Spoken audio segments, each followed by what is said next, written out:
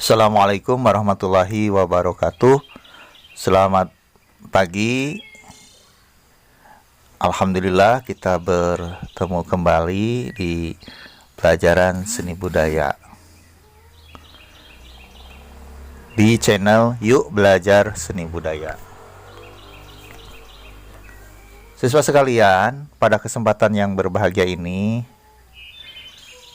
kita belajar seni budaya bersama Aceng SPD, MPD. Baiklah, kita masuk ke materi pertama di kelas 10, yaitu bab 1 di semester 1 ini.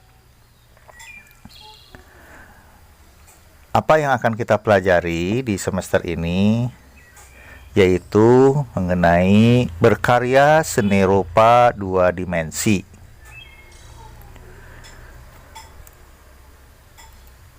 Adapun peta konsep yang akan kita pelajari di pertemuan ini yaitu yang pertama,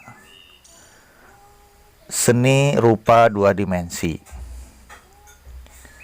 Kedua, unsur dan objek karya seni rupa 2 dimensi. Ketiga, medium, bahan, dan teknik. Keempat, proses berkarya seni rupa. Baiklah, menginjak ke peta konsep yang pertama, yaitu seni rupa 2 dimensi. Apa sih seni rupa 2 dimensi? Ya. Pengertian seni rupa 2 dimensi yaitu karya seni rupa yang hanya memiliki 2 ukuran atau sisi. Mudahnya karya ini hanya memiliki panjang dan lebar saja, tanpa dimensi ketiga, yaitu ruang. Contohnya, lukisan, seni grafis, ilustrasi, dan karya rupa lain yang digambar di atas permukaan datar. Bisa dipahami bukan? Nah, baiklah, kita selanjutnya masuk ke fungsi-fungsi seni rupa 2 dimensi. Apa sih fungsi-fungsi seni rupa 2 dimensi itu? Nah, yang pertama, fungsi hiburan atau rekreasi. Dengan melihat karya seni 2 dimensi yang indah, seseorang bisa merasa bahagia. Manusia memang tercipta sebagai penyuka keindahan. Hati gelisah pun bisa terhibur dengan melihat berbagai macam karya seni yang dipajang di ruangan pameran. Inilah mengapa karya seni juga dapat menjadi pemenuh kebutuhan emosional. Selanjutnya, fungsi seni yaitu sarana keagamaan atau peribadatan. Beberapa jenis karya seni 2 dimensi juga bermanfaat untuk hal-hal yang bernuansa religius.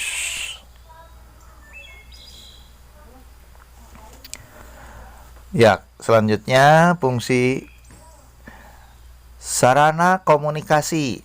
Jadi, seni rupa juga berfungsi sebagai sarana komunikasi, di mana saat membuat karya seni 2 dimensi, para seniman pasti memiliki suatu pesan yang dituangkan.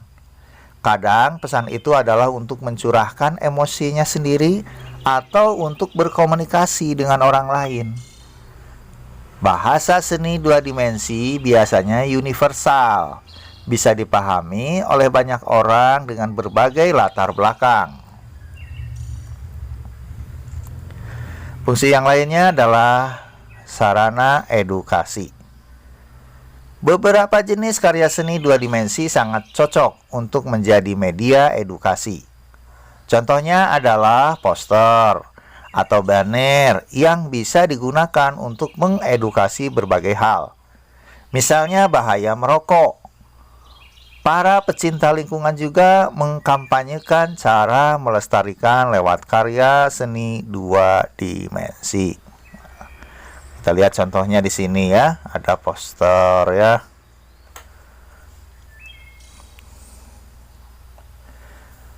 Fungsi selanjutnya yaitu sebagai fungsi komersial. Sebuah karya seni 2 dimensi yang indah tak hanya bernilai estetika atau keindahan, tapi juga komersial. Itulah mengapa sebuah lukisan yang dibuat oleh seniman terkenal bisa bernilai miliaran rupiah.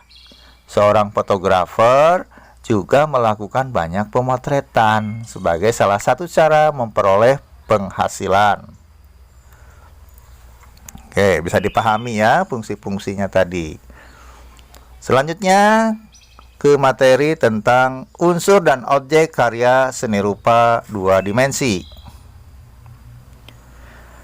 Seorang perupa seperti seniman, desainer, kriawan, perajin, dan sebagainya mengolah unsur-unsur seni rupa fisik dan non-fisik sesuai dengan keterampilan dan kepekaan yang dimilikinya dalam mewujudkan sebuah karya seni rupa.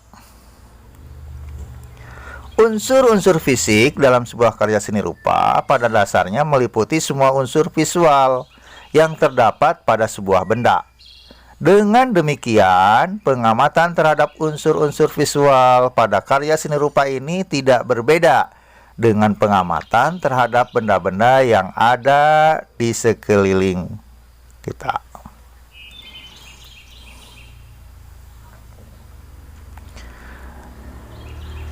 Garis, line misalkan. Di sini ini unsur apa ini? Nah, garis adalah unsur fisik yang mendasar dan penting dalam mewujudkan sebuah karya seni rupa. Garis memiliki dimensi memanjang dan mempunyai arah serta sifat-sifat khusus seperti pendek, panjang, vertikal, horizontal, lurus, melengkung, berombak, dan seterusnya. Raut atau bidang dan bentuk. Unsur rupa lain adalah raut yang merupakan tampak, potongan atau wujud dari suatu objek. Istilah bidang umumnya digunakan untuk menunjuk wujud benda yang cenderung pipih atau datar. Sedangkan bangun atau bentuk lebih menunjukkan kepada wujud benda yang memiliki volume.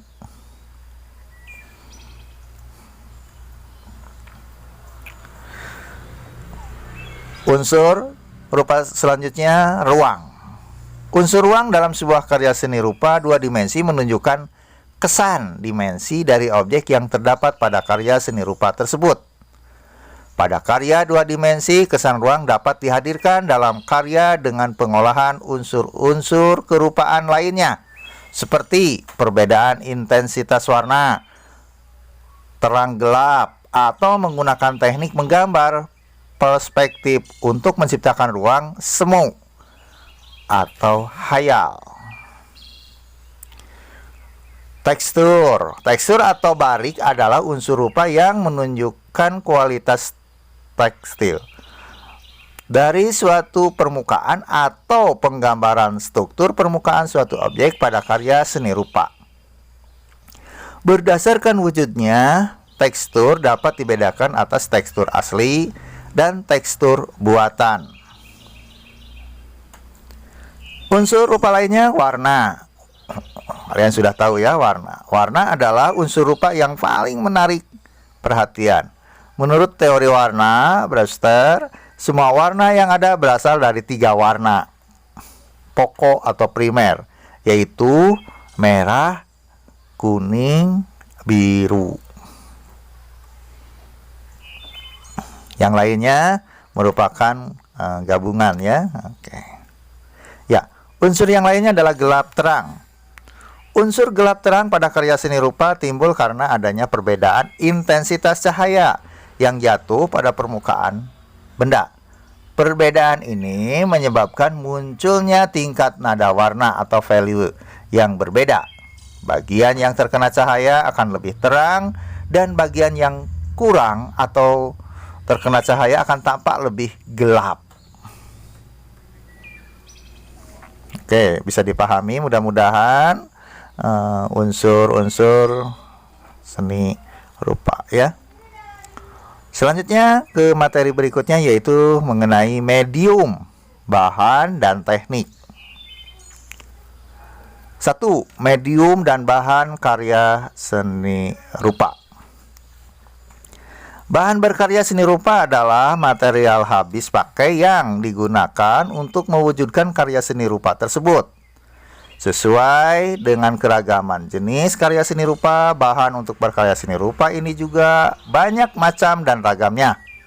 Ada yang berfungsi sebagai bahan utama, medium, dan ada juga sebagai bahan penunjang. 2. Alat untuk berkarya seni rupa. Alat untuk berkarya seni rupa sangat banyak jenis dan ragamnya. Beberapa karya seni rupa bahkan memiliki peralatan khusus yang tidak dipergunakan pada jenis karya lainnya. Akan tetapi, ada juga alat atau bahan yang dipergunakan hampir di semua proses berkarya seni rupa. Alat tulis, gambar misalnya, ada peralatan yang digunakan dalam proses pembuatan hampir seluruh jenis karya seni rupa, terutama saat membuat rancangan karya seni rupa tersebut. 3. Teknik berkarya seni rupa.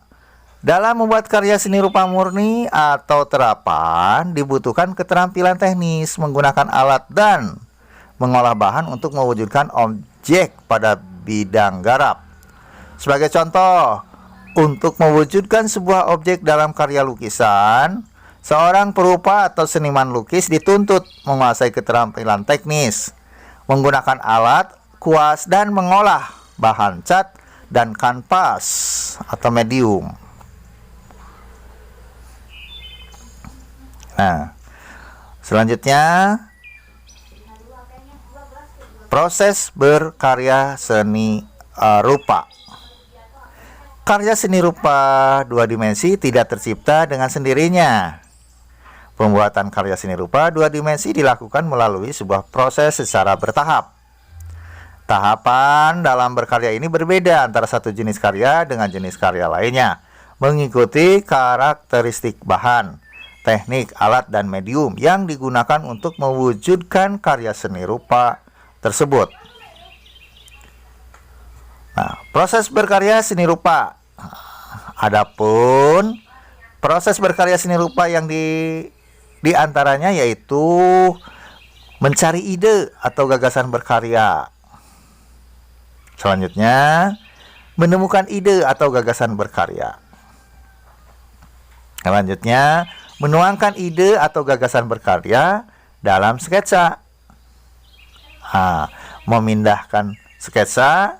Dan yang terakhir, mempresentasikan karya seni. Nah, itulah yang bisa disampaikan di pertemuan ini di channel Yuk Belajar Seni Budaya. Mudah-mudahan apa yang sudah disampaikan bermanfaat. Terima kasih. Nantikan materi seru selanjutnya. Wassalamualaikum warahmatullahi wabarakatuh.